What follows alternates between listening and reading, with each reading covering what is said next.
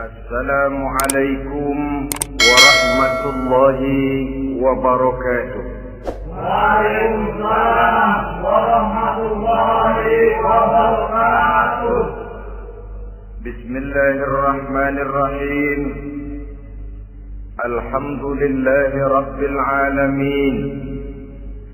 والصلاة والسلام على أشرف الأنبياء والمرسلين إمام المتقين سيد الغر المحجلين وعلى آله وأصحابه المجاهدين الطاهرين أما بعد.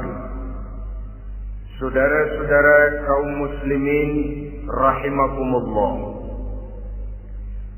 sesungguhnya gaya hidup seseorang sangat ditentukan oleh cara bagaimana dia memandang hidup ini.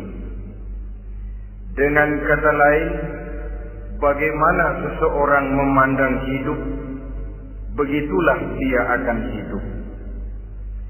Oleh sebab itu, untuk mengubah keadaan seseorang, harus diawali lebih dahulu dengan mengubah caranya memandang kehidupan ini. Itulah sebabnya dalam surah Ar-Ra'd ayat 11 Allah Subhanahu wa taala menjelaskan, "Innallaha la yughayyiru ma biqaumin hatta yughayyiru ma bi anfusihim." Allah Subhanahu wa taala tidak akan mengubah nasib dan keadaan satu kaum sampai kaum itu berusaha mengubah apa yang ada di dalam diri mereka sendiri.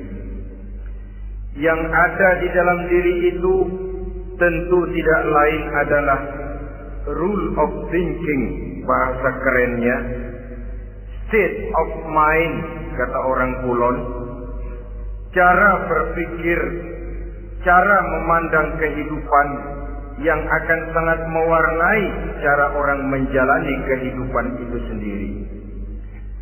Oleh karena itu, pada pertemuan kali ini kita akan membicarakan tentang dasar dan tujuan hidup dari seorang muslim di dalam kehidupan ini. Yang pertama, tentang dasar dan landasan hidup. Seorang muslim tak dapat lain mendasarkan kehidupannya dengan Islam. Di dalam mendasari kehidupan dengan Islam ini, Allah Subhanahu wa taala menuntut, "Ya ayyuhalladzina amanu dkhulu fis-silmi kafah."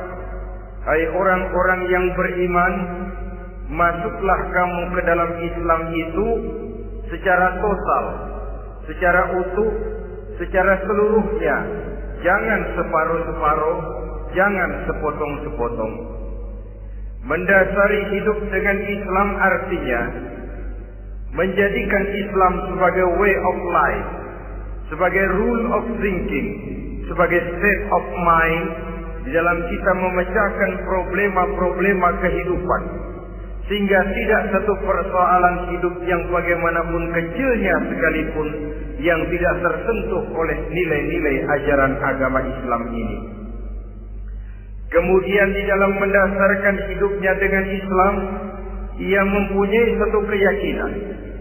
Pertama, Islam sebagai dasar hidupnya adalah agama yang sesuai dengan fitrah daripada manusia. Allah Subhanahu wa taala pencipta manusia. Allah Subhanahu wa taala yang menurunkan agama Islam. Oleh sebab itu, tentu saja seluruh konsepsi Islam ini sudah diukur sedemikian rupa sesuai dengan kemampuan yang dimiliki oleh manusia. Secara logika bisa kita katakan, pabrik mobil di Jerman misalnya bikin mobil namanya Mercy. Seiring dengan itu dikeluarkannya buku petunjuk. Mobil ini bernama Mercy, kecepatan maksimal sekian ratus kilometer per jam, daya angkutnya sekian ratus kilogram, kalau rusak memperbaikinya ini onderdilnya itu umpamanya. Karena pabriknya yang bikin mobil, lalu pabriknya juga yang mengeluarkan buku petunjuk, tentu buku itu sesuai benar untuk mobilnya. Dan logika mengatakan, tidak bisa kita punya mobil Mercy rusak, kita perbaiki dengan menggunakan buku petunjuk yang dikeluarkan oleh pabrik mobil Fiat. Tentu saja mobil makin rusak, acak-acakan dan tidak karu-karuan. Ini artinya, jikalau manusia ingin baik, jikalau manusia ingin mencapai sesuatu yang bernama bahagia, dia harus mengikuti petunjuk yang dikeluarkan oleh yang menciptakan manusia. Dan petunjuk-petunjuk itu telah turun dalam satu konsepsi yang bernama Islam yang sesuai dengan fitrah manusia. Yang kedua, oleh karena keyakinannya bahwa Islam sesuai dengan fitrah manusia, ia pun berkeyakinan bahwa Islam adalah agama untuk seluruh manusia, universal. Walaupun ia diturunkan di tanah Arab, tetapi ia bukanlah agama hanya untuk orang Arab semata-mata.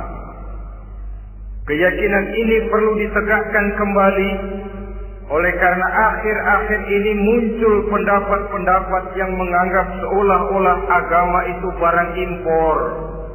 Persilahkan saja kalau memang itu merupakan keyakinannya, tetapi menganggap agama sebagai barang impor sungguh merupakan satu kekeliruan yang sangat besar. Bahwa Arab sebagian besar memang Islam, jelas. Tetapi Islam bukannya Arab, itu pun harus kita akui. Kita bisa menjadi Muslim yang baik tanpa perlu menjadi orang Arab. Dengan kata lain, kita bisa menjadi Muslim yang baik dengan tetap menjadi warga negara Indonesia yang baik. Bahwa Al-Quran diturunkan dalam bahasa Arab oleh karena memang ia turun di tanah Arab. Buktinya apa? Walaupun Quran dalam bahasa Arab, tidak satu pun ayat Quran yang ditujukan kepada orang Arab semata-mata.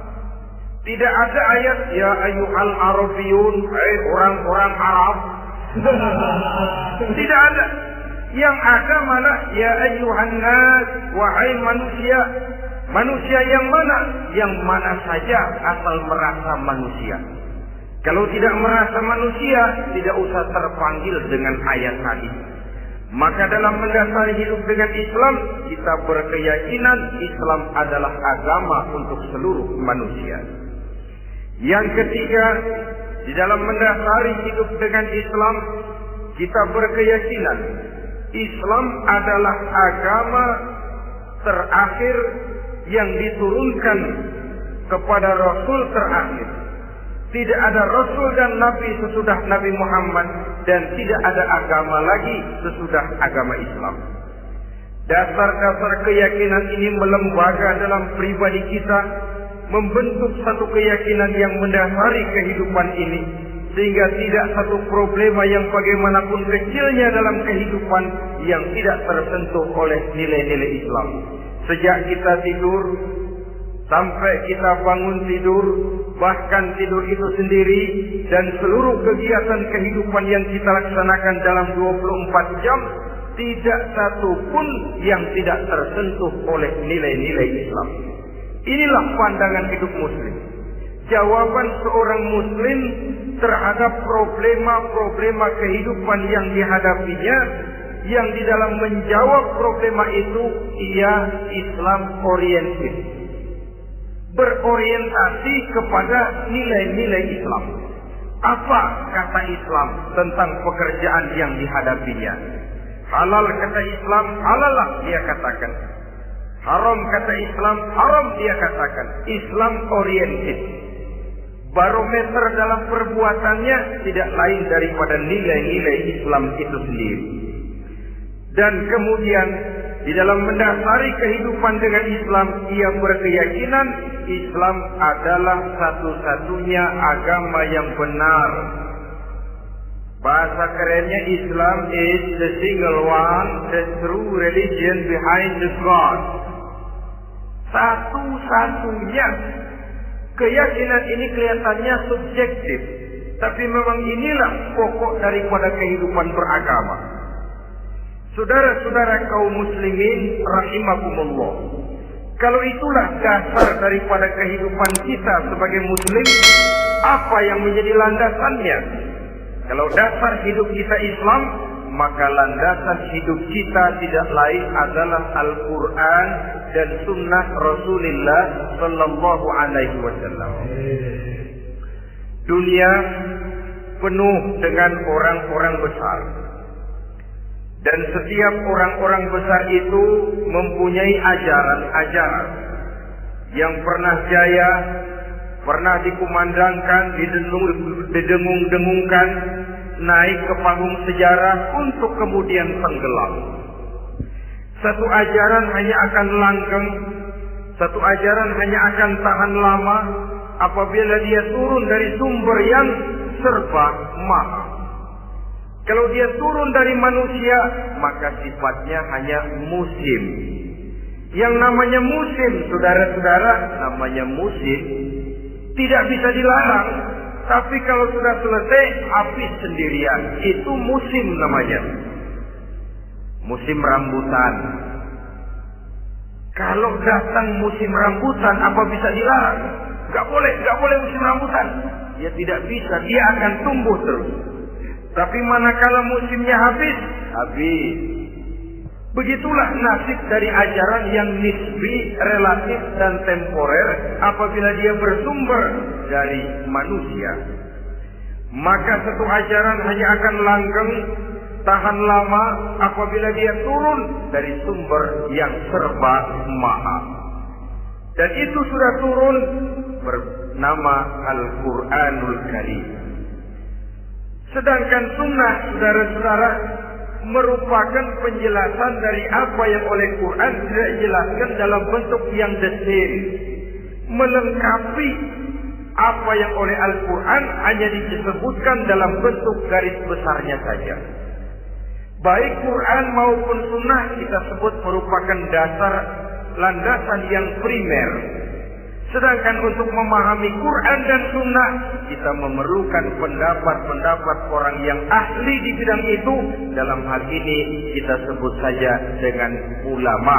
Dan ini merupakan sumber yang sekunder dari landasan hidup kita sebagai seorang muslim.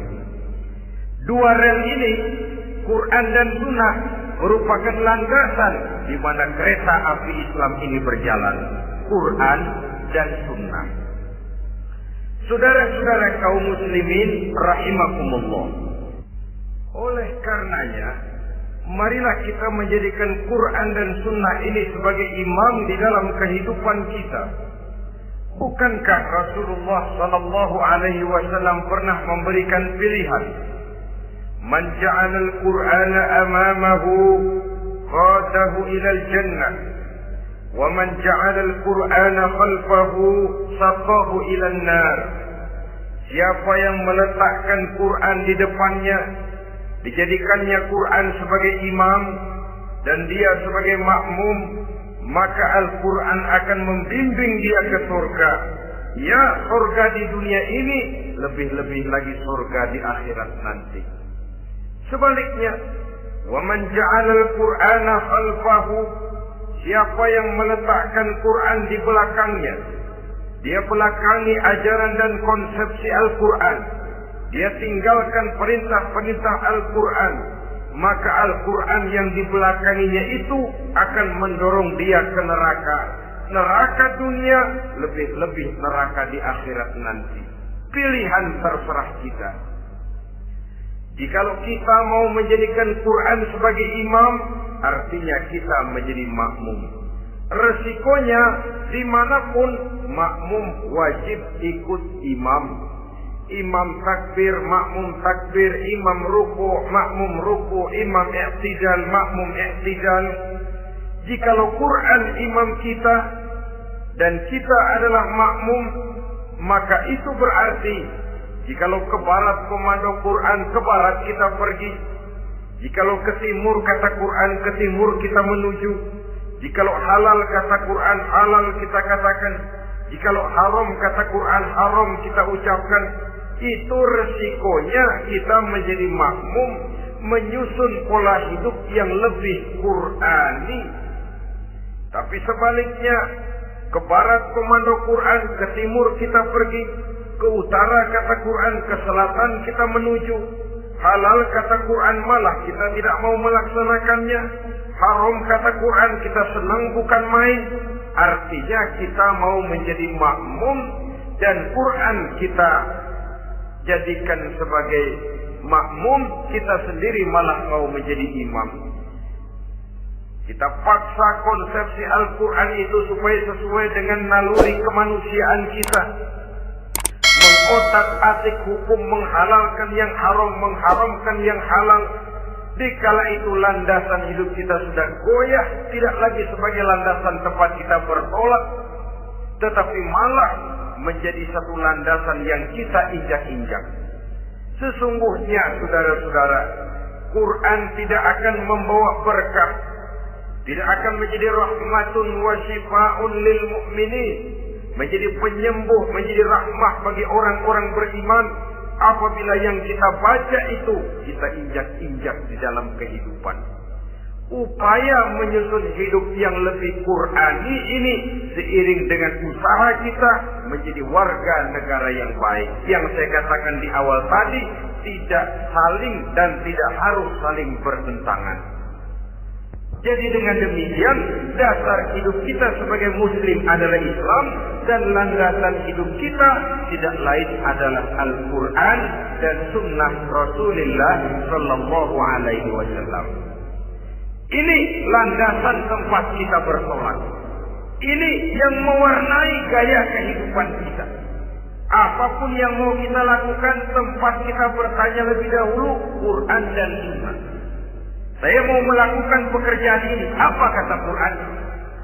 Saya mau pergi ke tempat ini, apa kata Quran? Saya mau berusaha dengan mengerjakan perusahaan ini, apa kata Quran? Merupakan landasan daripada kehidupan kita.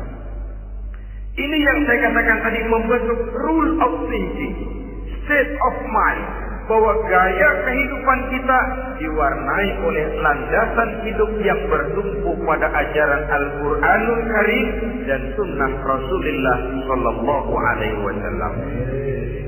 Baiklah ya, ini yang pertama tentang dasar dan landasan hidup. Yang kedua tentang tujuan hidup. Kalau sudah ada landasan tempat kita bertolak, lalu kemana pantai yang akan kita tuju? Mau apa sih kita hidup ini? Berleha-leha, menjalani acara rutin, bangun tidur sampai tidur lagi, kemudian besok begitu lagi, sampai menunggu datangnya sang ajal? Atau ada satu tujuan yang akan kita capai di dalam kehidupan ini? Apabila kita teliti, maka Al-Quran mengajarkan tujuan hidup setiap muslim pada dasarnya ada dua. Pertama, kita sebut saja tujuan jangka pendek. Tujuan jangka pendek itu sasarannya dunia sekarang ini. Bentuknya horizontal. Targetnya agar setiap pribadi muslim menjadi rahmatan lil alamin, rahmat bagi lingkungannya.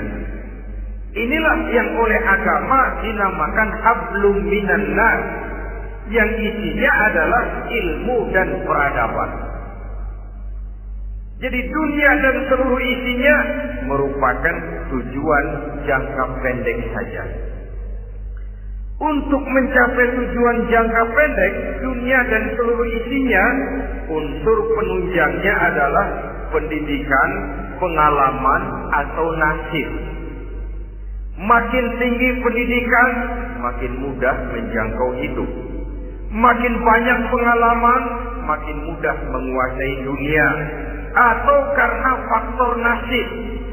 Pendidikannya tidak seberapa, pengalaman pun kadang-kadang dangkal, tapi karena nasibnya lagi hoki, kata orang sekarang, nasibnya lagi bagus, dia naik ke panggung memegang peranan.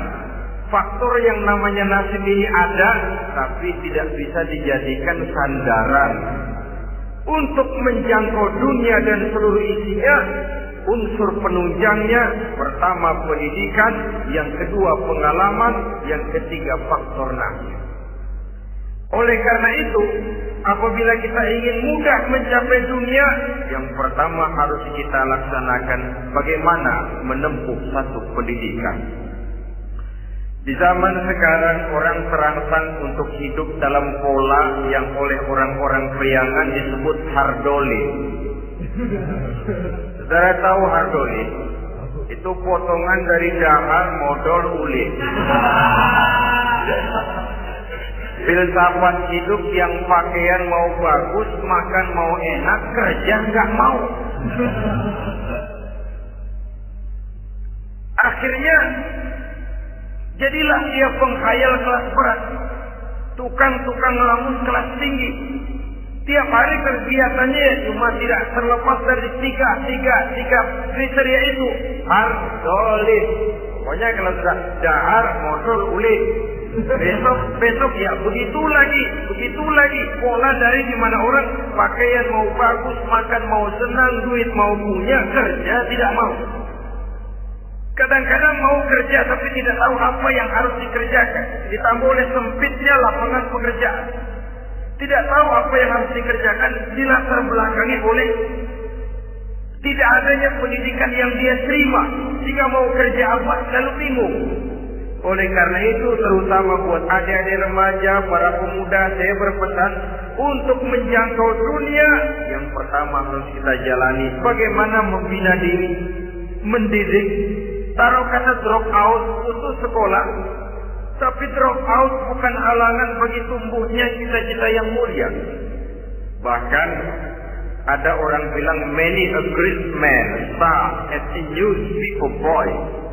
Banyak orang-orang besar yang memulai pekerjaannya dagang koran. Putus sekolah bukan merupakan halangan bagi tumbuhnya cita-cita yang mulia. Dan tidak sedikit orang-orang besar yang tidak keluaran perguruan tinggi. Tidak sedikit orang-orang besar yang tidak merupakan produk dari perguruan tinggi tertentu. Tapi kerajinannya belajar, banyak membaca, banyak bergaul, autodidak. Syukur kalau masih bisa menempuh pendidikan yang formal. Kekurangan ekonomi, kemiskinan keluarga jangan menjadi penghalang bagi tumbuhnya cita-cita yang tinggi untuk menempuh karir pendidikan yang baik. Ini memang baik, tapi bagaimanapun kata orang, lebih baik makan singkong beneran daripada makan roti ngimpi. Artinya jika memang perlu, lebih baik sekolah sambil dagang koran, nyemir sepatu, parkir mobil, daripada hardolin itu tadi. Tanpa prospek hari depan yang ada artinya. Dan pendidikan memang merupakan sesuatu yang baik. Tapi tanpa ini, rasanya kita akan sulit untuk menjangkau dunia tersisih di pojok-pojok kehidupan. Jangan lalu bilang, manusia kan rezekinya sudah dijamin oleh Allah. Ayam saja ada rezekinya, Allah. Tapi jangan lupa, cara ayam cari rezeki dengan cara manusia cari rezeki lain. Kalau ayam cari rezeki dari tahun atu, modalnya cuma ceker sama patok. Kalau ayam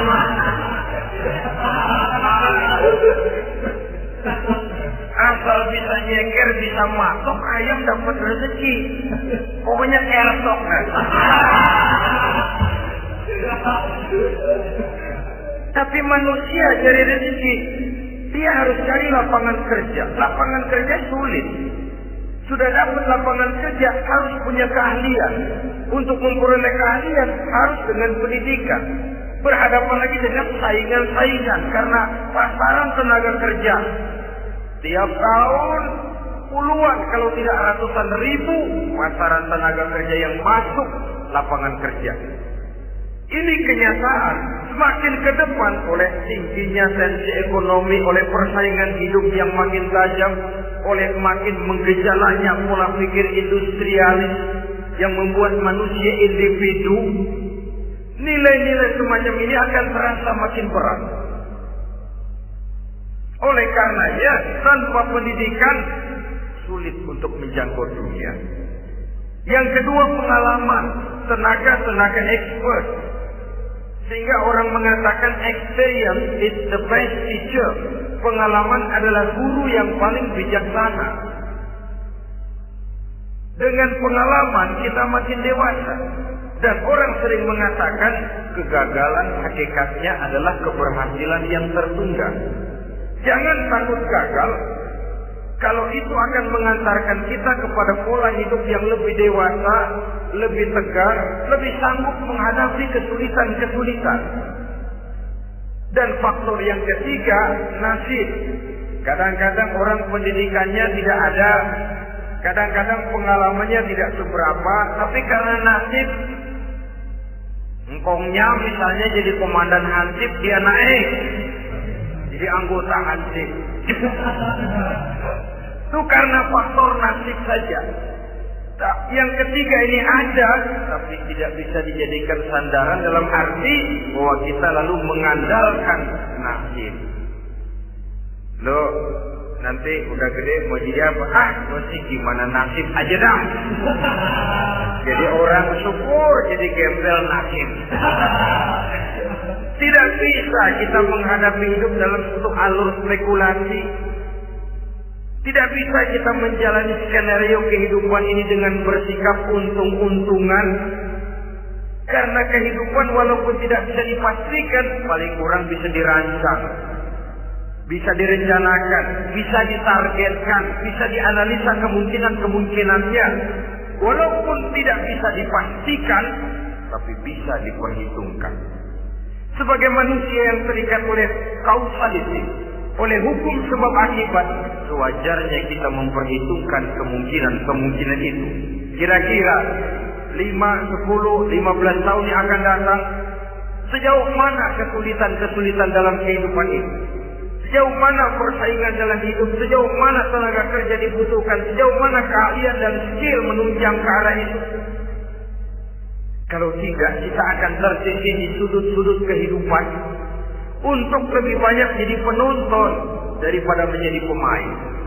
Padahal kita ingin jadi pemain, kita ingin atlet, kita ingin punya peranan karena kita oleh agama dituntut menjadi rahmatan lil alamin, menjadi rahmah bagi lingkungan di mana kita tinggal, mewarnai lingkungan, bukan cuma diwarnai oleh lingkungan itu sendiri. Itu tadi tujuan jangka pendek sebagai tujuan yang pertama. Yang kedua, tujuan jangka panjang. Tujuan jangka panjang ini sasarannya adalah akhirat. Bentuknya vertikal, targetnya adalah mardotillah atau ridho daripada Allah. Dan ini yang oleh agama dinamakan dengan hablum minallah, tali vertikal yang menghubungkan manusia langsung dengan Tuhannya. Untuk mencapai tujuan jangka panjang akhirat ini, unsur penunjangnya adalah prestasi ibadah.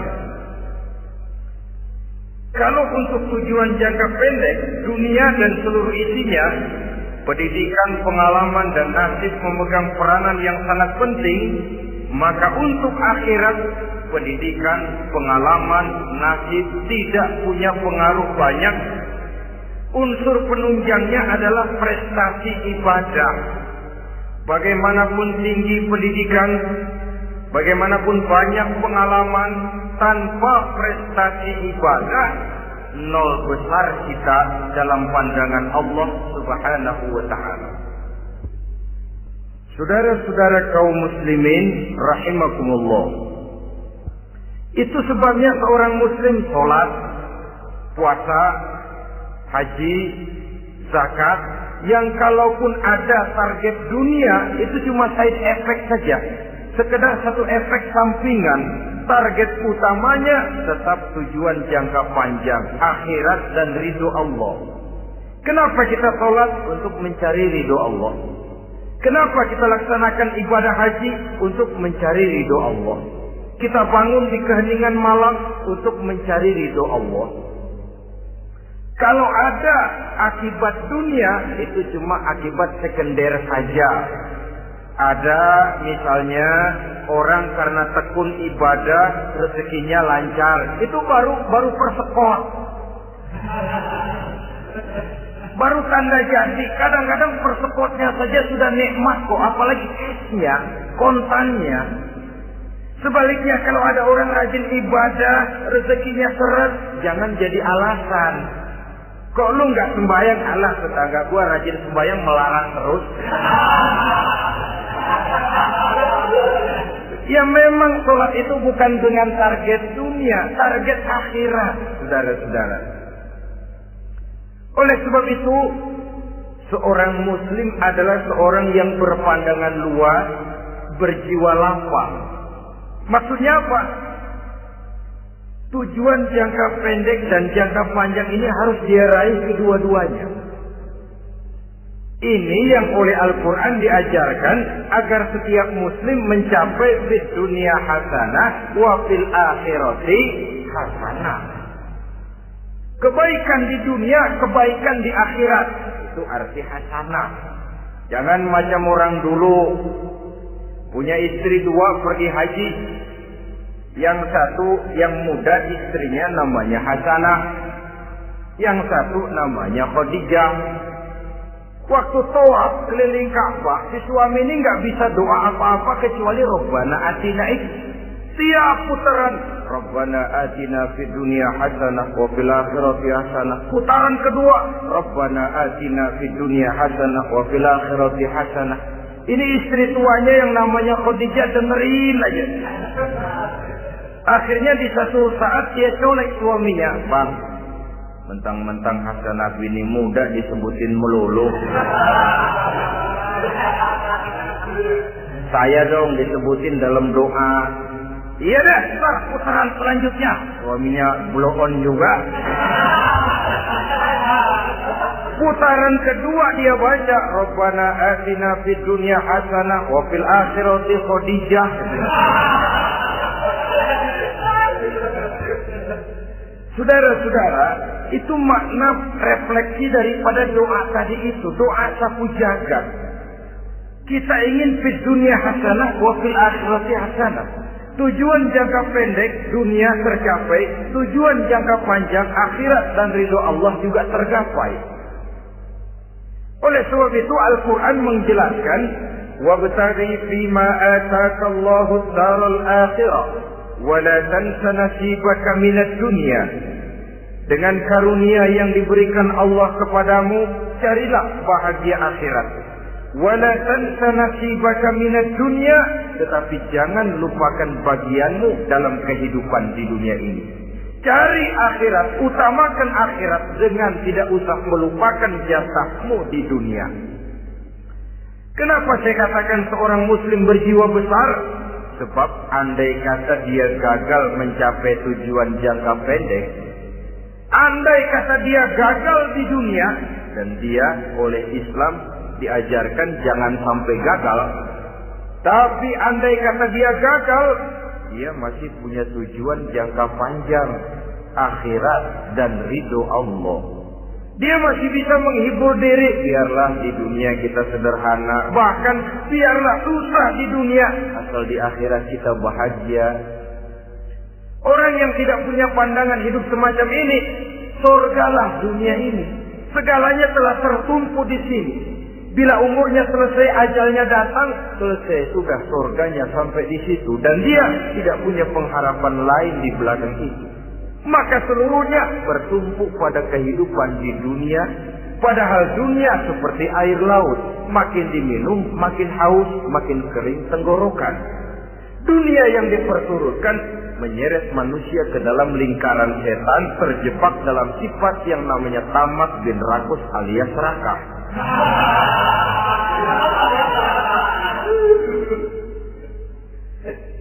Andai kata dia gagal untuk tujuan jangka pendek, dia masih punya tujuan jangka panjang. Akhirat, dia masih sanggup berkata, biar di dunia kita sederhana, bahkan biar kebelangsak sengsara susah di dunia, asal di akhirat kita bisa bahagia.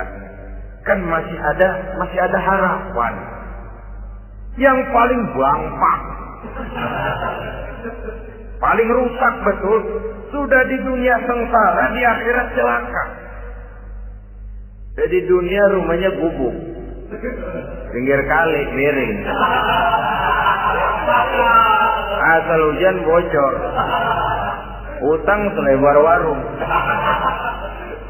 Bayang kagak, ngaji enggak, puasa enggak, saban malam miris mulu. Saudara hadirin yang saya hormati, lalu kapan mau bahagia kalau sudah di sini susah, di sana akan susah juga. Ini yang pertama, seorang muslim, seorang yang optimis, berjiwa besar, luas pandangan. Kegagalan dia dalam jangka pendek tidak menyebabkan dia melupakan tujuan jangka panjang. Yang kedua, positifnya apa? Cara dia mencapai tujuan jangka pendek diwarnai oleh keyakinan adanya tujuan jangka panjang. Dia memang benar cari harta, tapi karena dia yakin ada akhirat, Allah ridho apa tidak. Ini positifnya. Saya memang cari duit, tapi dengan cara ini Allah ridho apa tidak. Saya memang ingin berpakaian yang rapi, tapi dengan tidak menutup aurat begini, Allah ridho atau tidak. Saya memang bergaul menghormati teman, tapi terjebak dalam minuman keras karena menghormati teman, Allah ridho apa tidak. Ini orang yang punya tujuan jangka panjang. Segalanya diberikan bingkai dengan pertanyaan, Allah ridho atau tidak. Keyakinannya terhadap tujuan jangka panjang mewarnai gaya hidupnya di dunia ini, mencapai tujuan jangka pendek tadi. Mau minum, Allah ridho apa enggak ini? Mau makan, yang saya makan Allah ridho apa enggak ini? Pendeknya apapun yang mau dia kerjakan, karena dia punya keyakinan tujuan jangka panjang, dia selalu menimbang terhadap ridho Allah kan. Jadi tanpa prestasi ibadah, kita nol besar dalam pandangan Allah. Ini nilai manusia yang hakiki di sini. Ini makna inna akramakum indallahi atqakum. Di akhirat nanti kan tidak pernah akan disidang. Kamu pendidikan setinggi apa? Tidak. Gelarmu berapa renteng? Profesor, doktor? Tidak. Akhirat hanya menyidang kau sholat atau tidak, kau puasa atau tidak, kau zakat atau tidak. Diberikan kamu harta yang banyak, dari mana kau dapat, kemana kau belanjakan. Prestasi ibadah itu yang ditanya. Setinggi apa pendidikan, sebanyak apa pengalaman, no problem. Tidak jadi masalah di akhirat ini. Prestasi ibadah itu yang akan kita persembahkan di hadapan Allah. Itu makna inna akramakum indallahi atqakum. Kerbau dinilai dari dagingnya, makin gemuk makin mahal harganya. Tapi ada perkutut lebih mahal dari kerbau. Perkutut itu mahalan mentahnya loh daripada matangnya. Karena harga perkutut pada suaranya. Lalu di mana harga manusia yang paling gemuk? Tidak. Suaranya, kalau manusia dinilai dari suaranya, barangkali Madonna nomor awal masuk surga. Hanyalah dengan prestasi ibadah kita bisa mencapai tujuan jangka panjang akhirat dan ridho Allah. Nah, baiklah ya.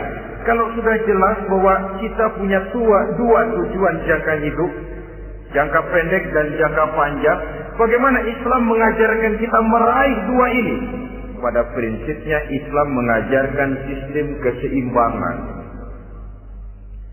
Dalam berbagai aspek kehidupan, keseimbangan ini nampak dengan nyata diajarkan oleh agama kita. Seperti ayat yang saya bacakan tadi.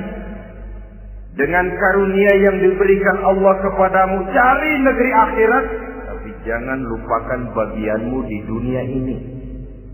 Dalam bentuk yang lebih nyata, bekerjalah untuk duniamu seolah kau akan hidup buat selamanya, tapi bekerjalah buat akhiratmu seolah kau akan mati besok.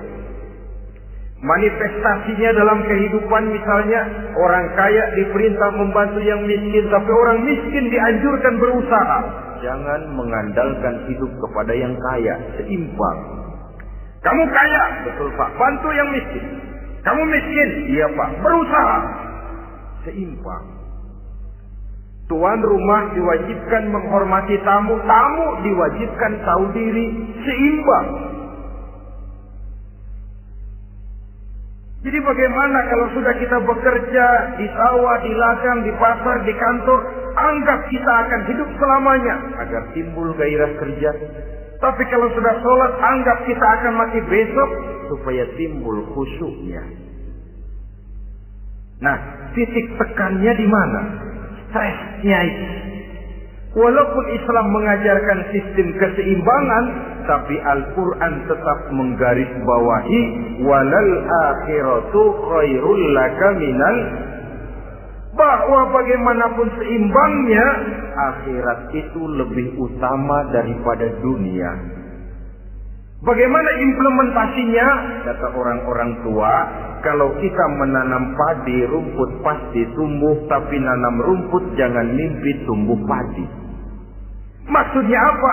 Kalau satu perbuatan kita niatkan karena Allah, dunianya pasti ikut. Tapi kalau satu perbuatan diniatkan karena dunia semata-mata, akhirat akan hilang.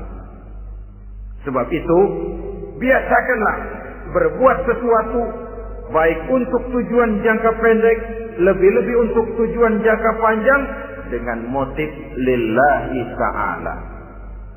Jadi saya ulangi, satu perbuatan kalau sudah diniatkan karena Allah, dunia biasanya ikut. Tapi kalau diniatkan karena dunia semata-mata, akhirat akan luput. Padahal itu titik tekannya, walal akhiratu khairul laka minal ula. Saudara-saudara kaum muslimin rahimakumullah, ini tujuan hidup. Jadi landasan tempat kita bertolak sudah jelas, pantai yang akan kita tuju dalam kehidupan ini juga sudah nyata. Kita ingin mencapai apa yang dinamakan fid dunya hasanah wa fil akhirati hasanah. Untuk itu perlu ada keseimbangan, tetapi titik tekannya tetap akhirat lebih utama daripada kehidupan dunia ini. Sekarang kalau sudah ada dasar hidup, sudah ada tujuan yang akan kita capai, tentu harus ada alat untuk mencapainya. Semuanya perlu sarana. Bahkan pada hakikatnya dalam kaidah usul fikih para ulama mengajarkan lil wasail hukmul maqasid. Sarana dan tujuan hukumnya sama. Ini mestinya mendidik umat Islam jadi pintar. Jangan cuma berpikir melaksanakan satu pekerjaan, tapi juga berpikir menciptakan sarana untuk terwujudnya pekerjaan itu. Misalnya umat Islam wajib pergi haji kalau mampu, kan begitu toh? Kalau dia umat Islam Indonesia, tentu pergi hajinya ke Mekah. Mekah, Jeddah, Mekah, Indonesia perlu sarana angkutan untuk sampai ke sana. Kapal laut, kapal udara. Artinya umat Islam harus maju di bidang teknologi, bisa menciptakan pesawat, bisa menciptakan kapal laut, sarana yang akan menyampaikan dia untuk bisa melaksanakan ibadah haji. Selama ini kita bertumpu kepada pemikiran, pokoknya kan yang penting gue pergi haji, pakai apa kayak gue punya duit. Dari segi pribadi memang barangkali begitu. Tapi sebagai umat yang harus mencapai kemajuan, apabila diperintahkan melaksanakan sesuatu, kita pun hakikatnya dituntut menciptakan sarana untuk menunjang pelaksanaan sesuatu itu sendiri. Agama mengajarkan an-nazafatu minal iman, kebersihan sebagian daripada iman. Siapa yang menciptakan mesin cuci? sabun keras, deterjen, rinso dan lain sebagainya. Siapa yang menciptakan air condition, pembersih ruangan? Kita hanya berpikir pokoknya kan bersih, mau pakai apa sih? Kita jarang yang berpikir kepada pewujudan teknologi modern untuk menerjemahkan hadis itu. Syukurlah belakangan ini sudah muncul teknokrat muslim yang dijiwai oleh semangat Al-Quran membuka tafsir rahasia konsepsi Islam di lapangan teknologi modern yang makin lama makin menunjukkan tuntutan kebutuhan daripada umat itu sendiri. Dengan demikian, apabila ada tujuan hidup, kita memerlukan alat untuk mencapai tujuan tadi. Supaya tujuan di dunia hasanah wa fil akhirati hasanah tercapai, apa alat yang harus kita pakai? Kita lihat surah At-Taubah ayat 111 memberikan jawaban. Innallaha ashtara minal mu'minina anfusahum wa amwalahum bi anna lahumul jannah. Sesungguhnya Allah telah membeli dari orang-orang beriman diri mereka, harta mereka, bahwa sesungguhnya bagi mereka adalah surga. Coba kita simak ayat ini sejenak, akan nampak dengan jelas bahwa ayat ini hakikatnya merupakan satu transaksi yang nyata benar antara kita dengan Allah. Transaksi jual beli sudah terjadi, dan itu langsung dengan Allah, tertuang dalam pernyataan Quran. Pembeli Allah, penjual kita orang-orang beriman, dagangannya adalah anfus dan amwal, harganya adalah surga. Itu sudah tanda tangan pernyataan kita siap jual beli ya Allah. Apalagi baiat kita apa? Inna salati wa nusuki wa mahyaya wa mamati lillahi rabbil alamin.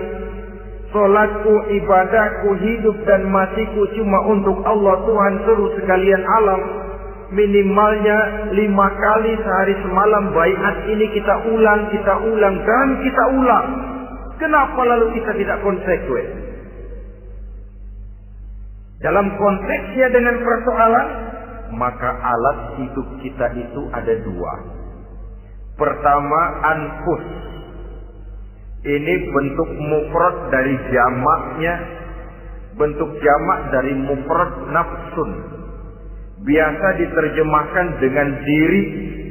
Yang dimaksud dengan diri adalah kepribadian. Yang dimaksud dengan kepribadian ialah kekayaan yang kita miliki dalam kepribadian kita. Artinya bisa tenaga, pikiran, konsep, gagasan, wewenang, ide, pangkat, jabatan, kemampuan, keahlian, skill, itu semuanya masuk ke dalam anfus, diri. Sedangkan amwal bentuk jamak dari mufrad malun, biasa diterjemahkan dengan harta. Pengertian di sini ialah seluruh bentuk-bentuk materi yang berada di bawah kekuasaan kita. Bisa rumah, bisa uang, bisa tanah, bisa kebun, bisa pabrik, bisa peternakan, itu semuanya amwal. Nah, baik anfus maupun amwal, diri, tenaga ke, pikiran ke, harta ke, pangkat ke, jabatan ke, wewenang ke, keahlian ke, untuk tujuan jangka pendek harus jadi rahmah bagi lingkungan. Untuk tujuan jangka panjang harus menunjang jalan menuju ridho Allah. Jadi kalau pangkat kita menjauhkan kita dari ridho Allah, itu bukan nikmat tuh, azab. Punya pangkat bukan melakukan kebaikan, malah melakukan kejahatan, setidak-tidaknya berdiri di belakang kejahatan. Melindungi perbuatan-perbuatan munkar. Dalam kelas kakap melindungi korupsi, dalam kelas 3 jadi backing tukang oprok. Umpamanya itu sudah menyalahi Alat tidak digunakan untuk mencapai tujuan. Itu untuk tujuan jangka pendek. Lalu amwal, harta, uang, tanah, rumah, kebun, untuk tujuan jangka pendek harus menjadi rahmah bagi lingkungan. Sedang untuk tujuan jangka panjang, baik diri maupun harta harus menunjang jalan menuju ridho Allah, harus meningkatkan prestasi ibadah kita kepada Allah Subhanahu wa ta'ala. Malah yang namanya amwal ini tanggung jawabnya lebih berat loh, saudara. Kalau saudara diberikan ilmu, sidang akhirat cuma satu. Ilmu kau amalkan untuk apa? Saudara diberikan umur panjang, pengadilan akhirat cuma bertanya satu. Umurmu kau habiskan di mana?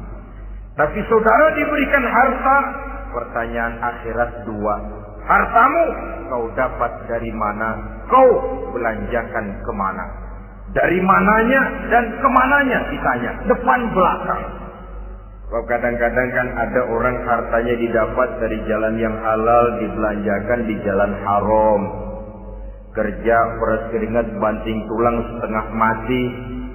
Begitu dapat duit beli buntutan.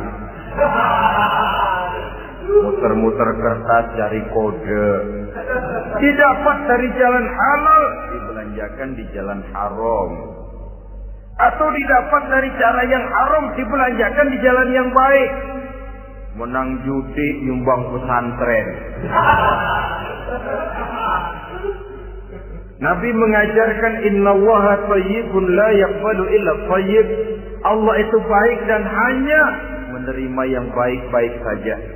Tidak bisa mencuci kain dengan air najis. Kain akan tetap kotor.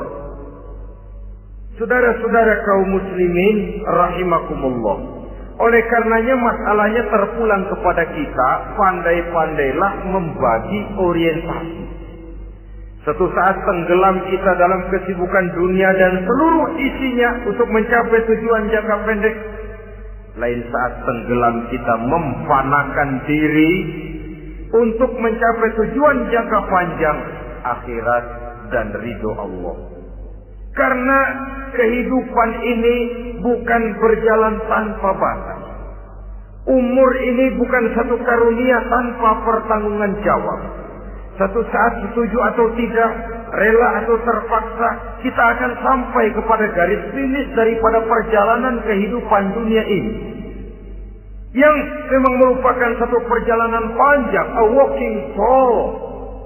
Kata orang Kulon, a walking tour, satu jalan yang demikian jauhnya. Entah kita akan sampai ke garis finish.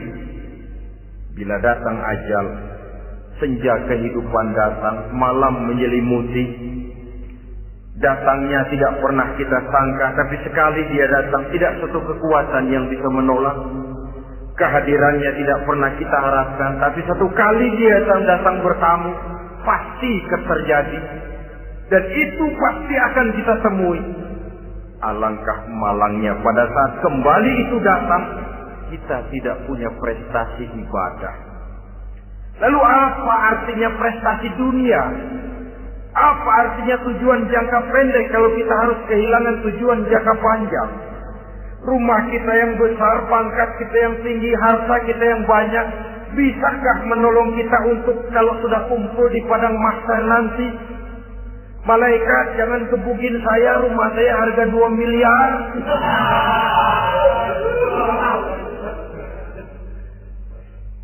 Sudahlah malaikat, damai saja, itu Rolls Royce saya.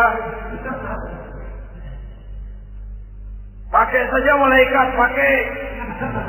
Kata malaikat, gue budak, gue gak butuh gituan.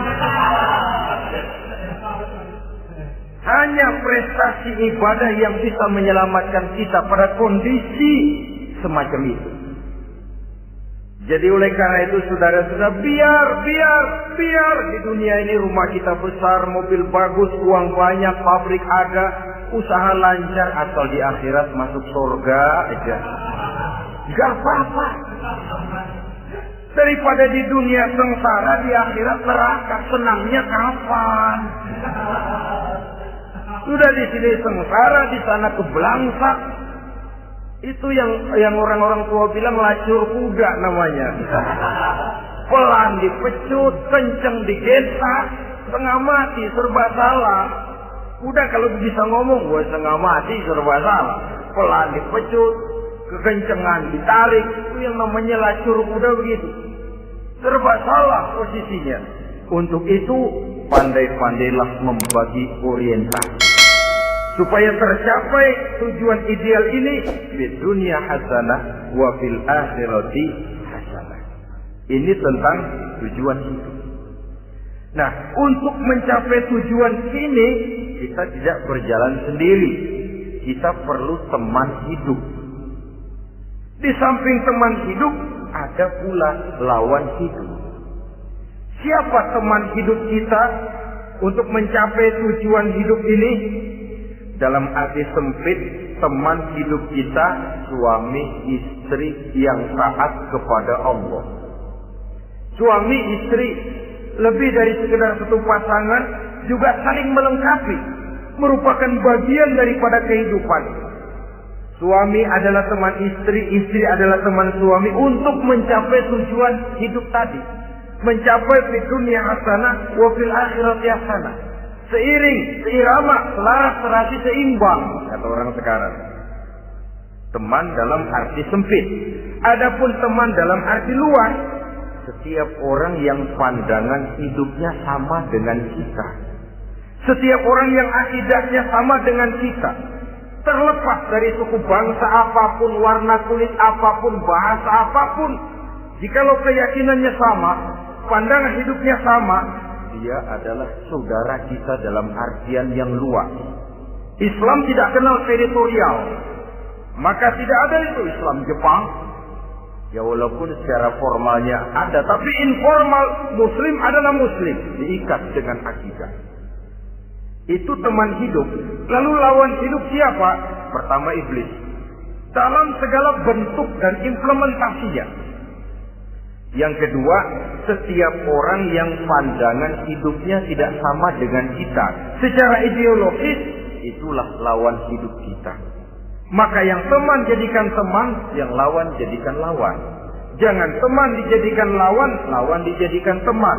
Itu namanya kopiah dipasang di kaki, yang naik ke jidat. Wajar kalau kepala lalu jadi benjol. Salah milih teman, salah jadi lawan. Salah milih teman, salah cari lawan. Akibatnya kita yang akan susah di kemudian hari nanti. Saudara-saudara kaum muslimin rahimakumullah, oleh karenanya pandai-pandailah dalam hidup ini. Yang teman jadikan teman, yang lawan jadikan lawan. Kalau lawan kita jadikan teman, sementara teman kita jadikan lawan, dan itu yang banyak terjadi dalam praktek kehidupan, kita tidak akan bisa mencapai tujuan. Karena akan tertarung di kaki sendiri. Nah, ini sajalah yang kita bicarakan pada pertemuan kali ini. Mudah-mudahan ada manfaatnya. Terima kasih atas segala perhatian. Mohon maaf atas segala kekurangan. Uzikum wa nafsi bitaqwallah. Wassalamualaikum warahmatullahi wabarakatuh. Waalaikumsalam warahmatullahi wabarakatuh.